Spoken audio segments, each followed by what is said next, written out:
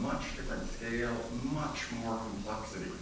We need to find new decision-making mechanisms, and I agree with much of that's been said. We need more transparency, we need more ways to involve people, but we need speed.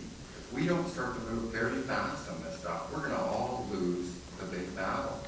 And an example of that would be when my counterparts from the NPR come to me and talk about raising the oil and gas production across. I shudder from a carbon emissions point of view in this province.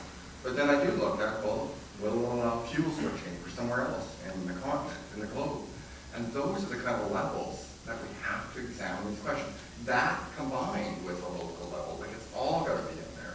So we don't have the right decision-making processes. We do need to invent some things. But falling back to LRMPs, I think is a quick comment. The Sunshine Coast doesn't have an LRMP. That process was cut. We could possibly use that in a big way.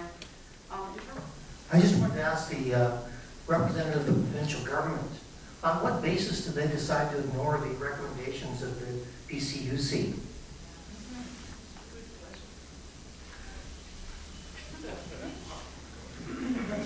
Yeah, it's a tough question, isn't it? In 30 words or less. Well, I've got to be cautious when speaking for my political masters, so yeah, you have to understand that. We elect a party to govern. The governing party looked at that, looked at what was said, and decided that it wasn't in the public's broader interest. It's that simple. I'm not going to go into more detail. I mean, even here, we heard a debate around, was it the right thing to do or not? Do we need it as a backup? Do we not need it as a backup? Do we need to do that as a leadership move to send things along further? The powers to